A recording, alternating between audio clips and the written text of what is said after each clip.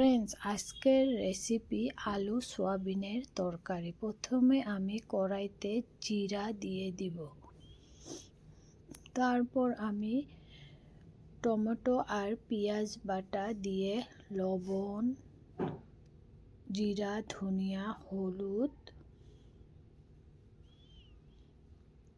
রসুন, মরিচ বাটা, আদা বাটা, তেজপাত আর সয়াবিন আর আলুটা দিয়ে ভালো করে কষিয়ে নেব। সয়াবিন আর আলুটা ভালো করে কষানো হয়ে গেলে আমি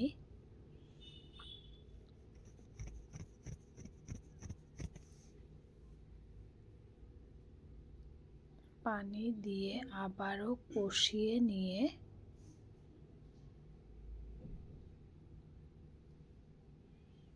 জাল করে নামিয়ে নেব। রেডি আমার আলু সোয়াবিন।